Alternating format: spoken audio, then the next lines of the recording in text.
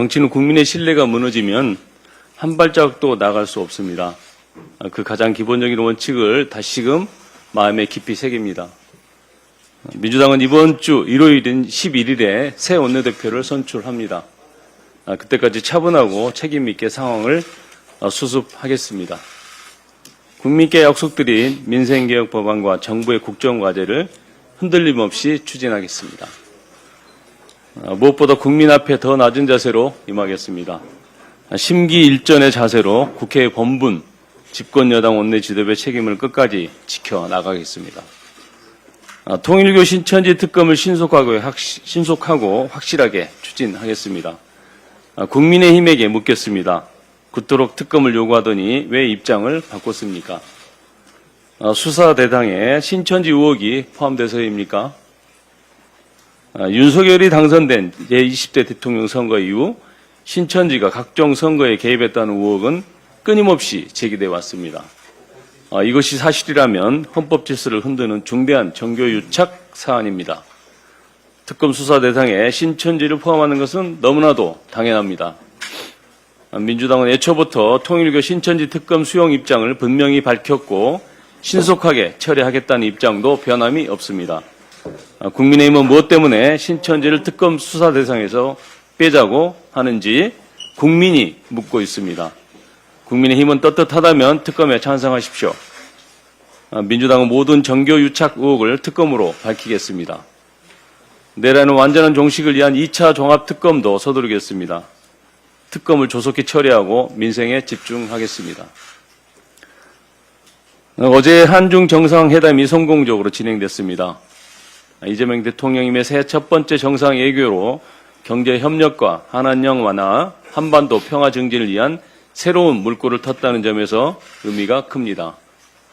또한 한중 양국은 전략적 협력 동반자 관계를 전면 복원시키기로 하고 대화 채널 정상화의 뜻을 모았습니다. 두 나라는 10여 건의 MOU 체결을 통해 급변하는 국제 질서 속에서 공급망 안정, 문화 콘텐츠 상생 모델 구축 등 협력 기반을 지속해서 넓히기로 했습니다. 중국은 경제와 지정학적 측면에서 대한민국과 불가분의 관계에 있는 핵심 협력 국가입니다. 이번 정상회담은 민생과 평화라는 공동 목표 아래 한중 관계 불확실성을 줄이고 예측 가능성을 높이는 중요한 전환점이 될 것입니다. 민주당은 한중 정상회담의 성과가 실제로 구현될 수 있도록 최선을 다해 뒷받침하겠습니다. 새해를 맞은 국민의 바람은 첫째도 민생, 둘째도 민생입니다. 정치는 국민의 요구에 답할 책임이 있습니다. 이재명 대통령께서는 신년사를 통해 앞으로 정부가 추진할 5가지 핵심 국정 방향을 제시하셨습니다.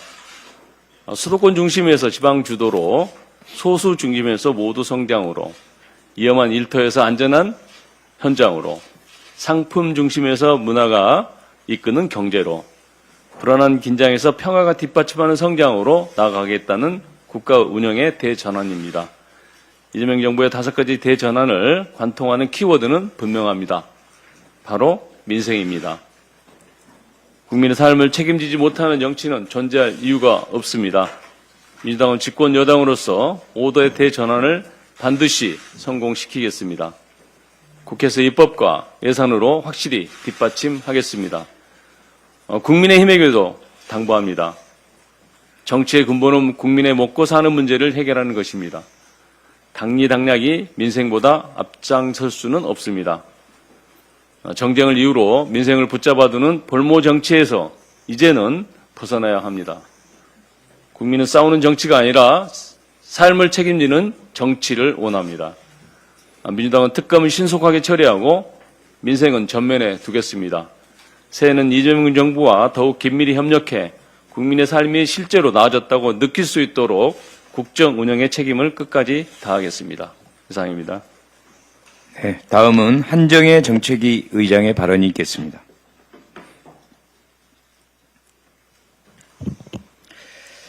네, 2026년 병원년 새해 초부터 경제 관련 기분 좋은 소식들이 들려오고 있습니다. 월요일인 5일 어제는 코스피가 4,400을 돌파하면서 사상 최고치를 경신했습니다. 이재명 정부가 천명한 코스피 5천 달성이 그리 멀지 않은 미래에 가능할 것이라는 전망도 이어지고 있습니다. 수출에 대한 전망 역시 희망적입니다. 지난해 사상 처음으로 7천억 달러를 돌파한 이래 반도체 분야에서는 2년 연속 역대 최대라는 신기록을 세울 것으로 전망되고 있습니다. 2026년 올해가 대한민국 대도약의 원년이 될 수 있도록 당에서도 총력을 다해서 지원하겠습니다. 국민이 체감하는 대한민국의 대도약, 민생 곳곳에 온기와 활력이 넘치는 대한민국을 위해서 최선을 다해 일하겠다는 말씀 드립니다. 자본시장법 개정을 통해서 대형 사모펀드가 기업을 인수한 후에 알짜는 팔고 부담은 버리는 소위 먹튀를 방지하도록 하겠습니다. 지난달 29일 홈플러스는 서울 회생법원에 홈플러스 익스프레스 분리매각을 골자로 하는 새로운 회생 계획안을 제출하였습니다. 그러나 이는 MBK의 책임 회피를 위한 구조조정, 회생이 아닌 시한부 연명 시간 끌기라는 평가가 대다수입니다. 임직원 2만 명, 외주 협력업체 10만 명의 생계와 삶이 달려있는 홈플러스 사태는 중대한 민생 문제이고 또 국가 경제에 심각한 영향을 미칠 수 있는 사회적 문제이기도 합니다. 민주당은 제2의 홈플러스 사태가 다시는 반복되지 않도록 책임있게 입법을 추진하겠습니다. 저와 유동수 의원이 각각 대표 발의한 개정안은 적정 레버리지 관리를 통해 과도한 차입을 방지하고 업무집행사원의 금융당국 보고 의무를 대폭 강화하는 내용을 담고 있습니다. 또한 업무집행사원의 대주주 적격 요건을 신설하는 등 내부 통제 기준을 강화하고 중대한 위법 행위를 한 업무집행사원의 경우에는 단 한 번만으로도 등록 취소를 당할 수 있는 원스트라이크 아웃제를 도입하겠습니다.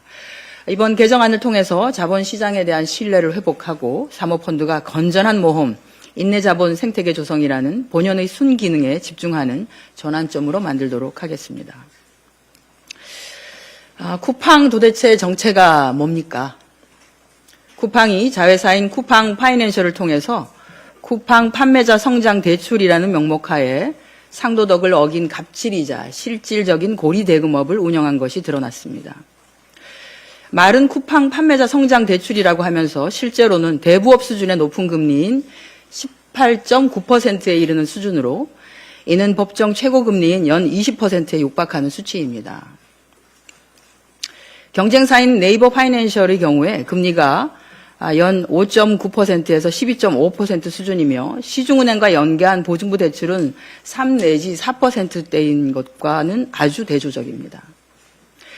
소상공인의 성장을 돕는다면서 실제로는 자금 사정이 어려운 영세업체일수록 10%대 후반의 고금리를 부담하게 되는 구조입니다. 기업 팔기 의혹도 있습니다. 납품 물량을 늘려주는 조건으로 자사의 고금리 대출 상품 이용을 강요하거나 권유하는 이른바 끼워 팔기 정황도 포착되었습니다. 대출 약정 시에 판매자가 쿠팡으로부터 받을 정산 대금의 질권을 설정하는 담보 구조로, 즉 돈을 못 갚으면 쿠팡이 줄 돈에서 바로 떼어가는 구조라서 쿠팡 입장에서 보면 리스크는 매우 낮거나 거의 없음에도 불구하고 대부업 수준의 고금리를 받는 것은 누가 보더라도 정상적이라고 보기는 어렵습니다. 쿠팡이 플랫폼 사업자로서 가진 우월적 지위를 금융 서비스에 악용하여 이자 장사와 갑질을 했다는 비난을 면하기 어렵습니다. 이러한 비상식적인 행태에 대해서 관계당국은 철저한 조사를 통해서 반드시 책임을 물어야 할 것입니다. 이번 한중 정상회담은 지난 수년간 정체되었던 양국 관계를 전면적으로 복원하는 중대한 분기점이 되었습니다.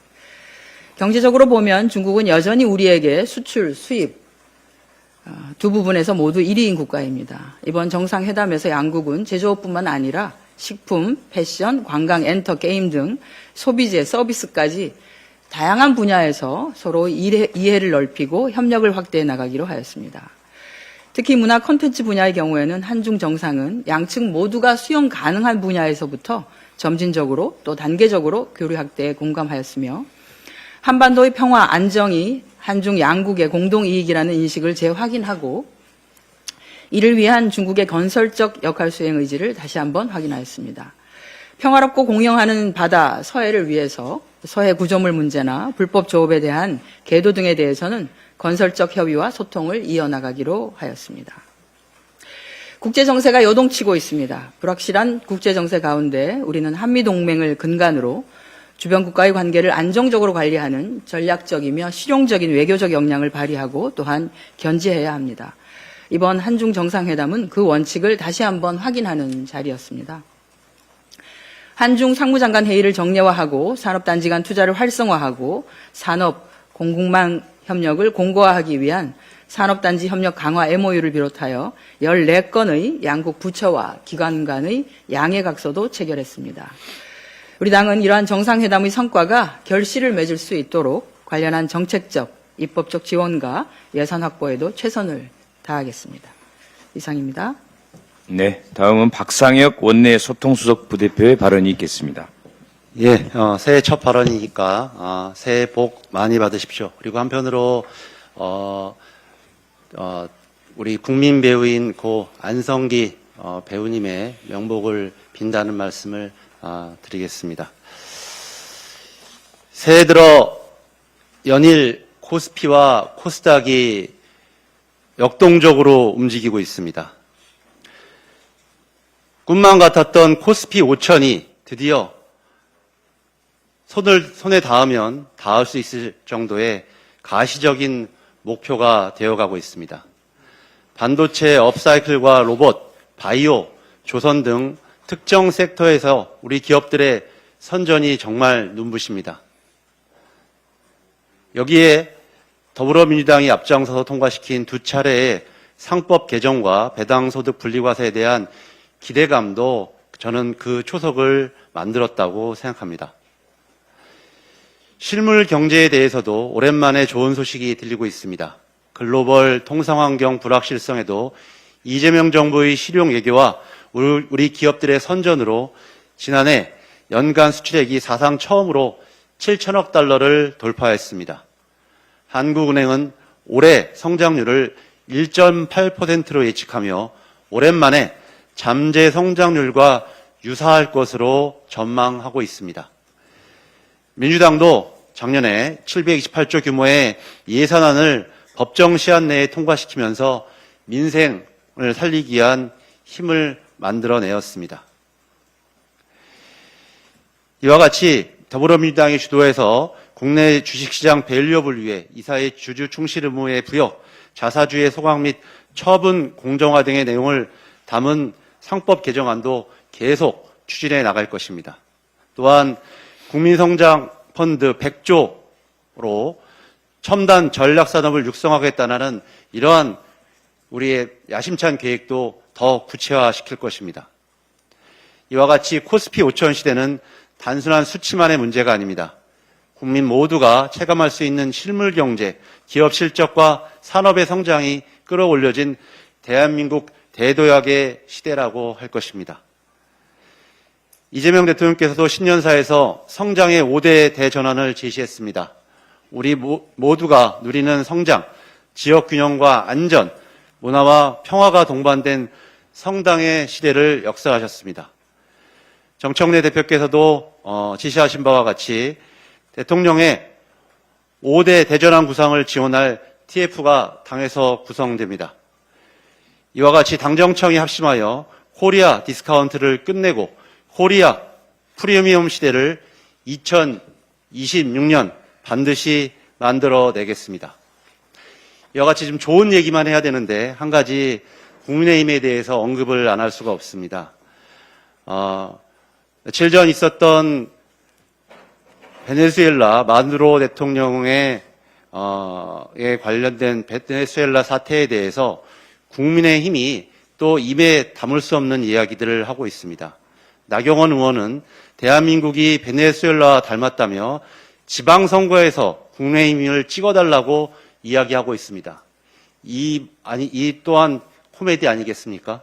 갑자기 베네수엘라가 지방선거와 무슨 상관이 있습니까? 최소한의 양심이 있다면 지난 12월 3일 내란으로 대한민국을 어떻게 만들려고 했는지 다시 한번 스스로 고백해야 됩니다. 권력의 독주, 야권 탄압과 언론 압박의 일상화, 이것이 바로 윤석열 정권에 어울리는 그 민낯 아니었습니까?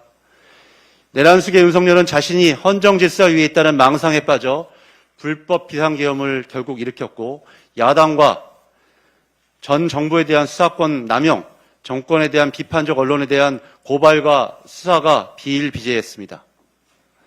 이게 바로 특정 국가인 베네수엘라와 닮은 것 아니겠습니까? 또한 윤석열이 임명한 인권위원장이 내란을 옹호하고 정작 국민들의 인권을 침해한 결과 2025년 세계인권기구의 인권 등급 강등 특별심사의 대상에 딱 두 나라가 선정되었었습니다. 바로 대한민국과 베네수엘라입니다. 이런 굴욕을 맛보게 한 것이 바로 윤석열과 윤석열이 임명한 인권위원장입니다. 다시 한번 묻습니다. 대한민국을 베네수엘라처럼 만들 뻔한 사람이 누구입니까? 바로 윤석열 아닙니까? 바로 국민의 힘, 국민의 짐, 국민의 암 아닙니까? 2026년 국민들의 심판으로 국민의 암을 반드시 심판하는 지방선거를 만들어 가겠습니다. 이상입니다. 다음은 최기상 정책위 수석 부의장의 발언이 있겠습니다. 새해 첫 월요일인 어제 새벽 4시 매일 첫 버스로 출근하시는 청소, 경비, 돌봄 노동자분들께 감사와 존경의 인사를 드렸습니다. 그때 숙제를 받았습니다. 대한민국은 꼭두 새벽의 일터로 향하는 국민들이 현재 행복하고 미래에는 더 잘 살 수 있는 나라인가? 지금 이분들이 일한 만큼 존중받고 나날이 처지가 향상되는 것은 왜 안 되는가? 무엇을 어떻게 바꿔내야 할까요? 성실하고 꾸준한 노동에 대한 정당한 존중과 보상에 공정한 인정질서 복구가 최우선입니다. 불로소득보다 노력소득으로 부를 형성하는 건전한 시장 경제를 지향해야 됩니다. 이를 토대로 좋은 일자리, 여유로운 물가, 평온한 주거 등 헌법 34조의 인간다운 생활의 필수 요소가 안정적인 민생 경제에서라야 우리 헌법의 정수인 자유민주적 기본질서는 개인의 자유와 공동체적 민주 모두에서 단단해집니다. 새해 이재명 정부의 재정경제부에 민생경제국이 신설되고 민생경제총괄과가 설치된 이유가 여기에 있습니다.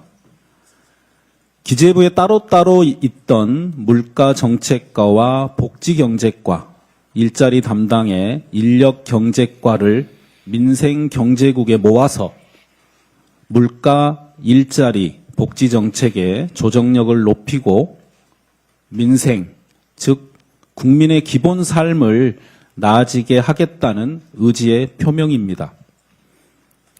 이재명 대통령도 2026년을 대도약의 원년으로 만들어 국민들께서 작년보다 나은 올해를 삶 속에서 실제 느끼시도록 하겠다고 강조했습니다.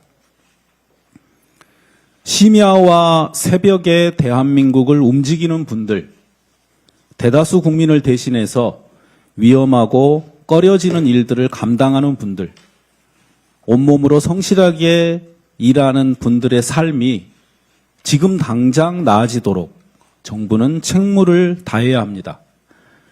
국가가 이렇게까지 민생을 챙기는구나 하고 국민들께서 감동하실 때까지 민주당도 총력을 기울이겠습니다. 이상입니다. 네, 다음은 안태준 원내부대표의 발언이 있겠습니다. 네, 안녕하십니까. 더불어민주당 원내부대표 경기 광주 출신 안태준 의원입니다. 이재명 대통령이 한중 정상회담에 대해 2026년을 한중 관계 전면 복원의 원년으로 만드는데 중요한 계기가 될 것이라고 했고, 시진핑 중국 국가주석도 한국과 함께 우호와 협력을 단단히 지키며 호혜 상생하겠다고 화답했습니다. 이번 정상회담은 단순히 한중 정상이 만나는 자리를 넘어서 경제와 평화 두 마리 토끼를 모두 잡는 이재명식 실용외교의 새로운 지평을 열었다고 볼 수 있습니다. 회담을 마친 양국 정상은 환경 및 기후협력, 중소기업과 혁신 분야 협력 등 14건의 양해각서를 체결했고 그간 비정기적으로 개최되던 한중 상무장관 회의를 상무협력 대화로 신설해서 정례화하는 등 굵직한 회담 성과를 거두었습니다. 한중 정상회담으로 한중 관계의 전면적인 복원을 위한 정치적 우호정서 기반을 공고히 했을 뿐만 아니라 한중 간의 수평적 호혜 협력에 기초한 민생 분야의 실질적인 협력을 강화하는 계기가 되었습니다. 이재명 대통령은 오늘은 중국의 국회의장격인 자오러지 전인대 상무위원장을 면담한 이후에 중국의 경제사령탑인 리창 총리를 접견하고 내일은 상하이에서 개최되는 한중 벤처 스타트업 서밋에 참석하는 등 쉴 틈 없이 숨가쁜 일정을 소화할 예정입니다. 외교는 국익을 지키고 국민의 삶을 풍요롭게 하는 일입니다. 민주당은 국익을 최우선에 둔 이재명 정부의 실용외교를 든든하게 뒷받침하겠습니다. 국민의힘도 무의미한 정쟁은 접어두고 국익 앞에 초당적으로 협력해 주길 바랍니다. 코스피가 2026년 새해부터 파죽지세의 기세를 이어가고 있습니다. 5일 코스피는 4,457포인트로 마감해서 사상 처음으로 4,400포인트를 돌파했습니다. 주말 사이에 불거진 베네수엘라 관련 지정학적 긴장에도 불구하고 외국인이 2조 1천억 원 넘게 순매수하며 코스피 상승을 주도했습니다. 10만 전자, 60만 닉스를 넘어서 이제는 14만 전자, 70만 닉스입니다. 특히 7% 이상 주가가 급등한 삼성전자는 어제 기준 시총이 6천억 달러를 돌파하며 세계 기업 시총 17위에 등극했습니다. 믹소다스 JP모건 아시아 주식 전략가는 정부가 추진하는 기업 지배구조 개혁이 계획대로 이루어진다면 코스피 6천도 충분히 달성 가능하다고 전망했습니다. 우리가 우선 목표한 코스피 5천이 현실이 되기 위해서는 여기에 만족해서는 안 됩니다. 낮은 주주 환원율과 후진적인 기업 지배 구조 등 여전히 한국 주식시장의 성장을 발목 잡고 있는 코리아 디스카운트가 존재합니다. 현재 국회 법사위에 자사주를 취득한 날로부터 1년 내 소각하도록 하는 내용의 3차 상법 개정안이 민주당 코스피 5천 특별위원회 주도로 발의되어 있습니다. 늦어도 1월 국회에서는 3차 상법 개정안을 처리해서 남아있는 코리아 디스카운트를 해소하고 2026년을 코스피 5천 달성의 원년으로 만들겠습니다. 지난주 국토부 내 주택공급 정책을 전담하는 조직인 주택공급추진본부가 이 정책관 국과의 체제로 출범했습니다. 11호 대책에서 발표한 수도권 135만 호 공급 목표 달성을 포함한 이재명 정부의 강력한 주택공급 의지를 피력한 것입니다. 주택공급추진본부는 국민주거 안정실현을 최우선 목표로 공급 주체와 공급 유형을 모두 아울러서 공급정책의 기획부터 실행, 관리까지 공급의 모든 과정을 책임지는 컨트롤타워 역할을 수행할 것입니다. 정부는 2025년 마지막 날에도 의왕, 군포, 안산, 구리 등 수도권 7곳 공공주택지구 약 13만 호에 대한 승인과 지구 지정을 하는 등 주택 공급과 주택 안정에, 주거 안정에 대한 강력한 의지를 드러냈습니다. 김윤덕 장관이 1월 중순경 서울과 수도권을 중심으로 한 추가 주택 공급 대책을 발표하겠다고 밝힌 만큼 정부는 주거 불안이 아닌 희망의 사다리가 될 수 있도록 차질 없는 대책 마련에 힘써주길 당부합니다. 우리 민주당도 공공주택특별법 개정 등 정부의 주택공급 추진에 막힘이 없도록 입법적 지원을 아끼지 않겠습니다. 감사합니다. 새해 복 많이 받으십시오. 다음은 오세희 원내부대표의 발언이 있겠습니다.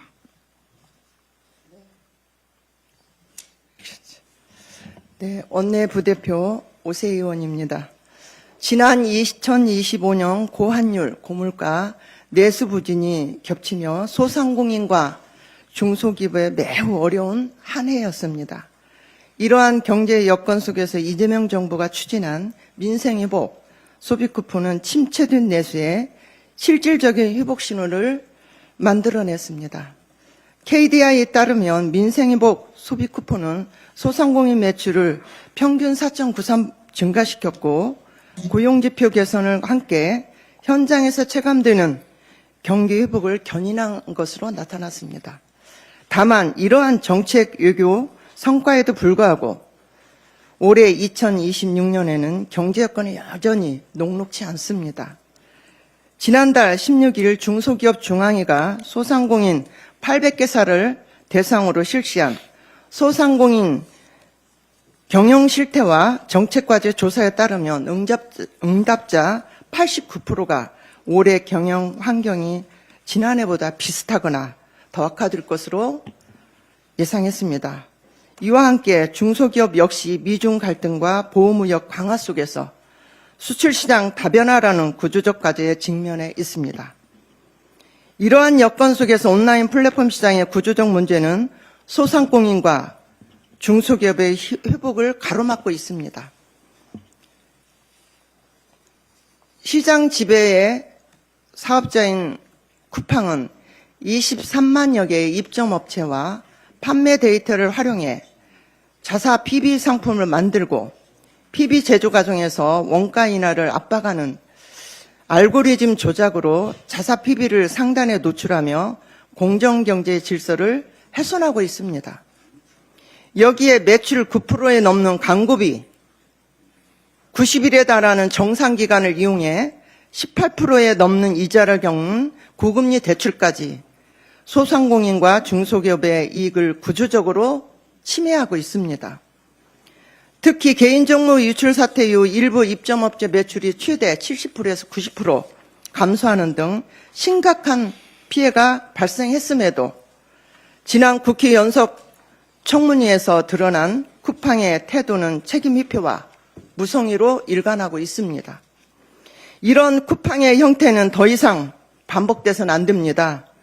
쿠팡은 개인정보 유출로 피해를 입은 소비자와 23만 입점업체에 대해 즉각적이고 투명한 보상 대책을 마련해야 합니다. 아울러 선수이자 심판을 군림하며 공정경제를 훼손하는 PB 우대와 알고리즘 조작은 전면 중단해야 합니다. 더불어민주당은 민생 회복의 성과를 확실한 성장으로 이어가고 소상공인과 중소기업의 노력이 정당한 대가를 돌아오는 공정한 시장 질서를 확립하기 위해 입법과 제도 개선에 모든 역량을 집중하겠습니다. 이상입니다. 감사합니다. 네, 준비된 모든 발언이 끝났습니다. 이상으로 1월 6일 제63차 원내대책회의를 마치겠습니다.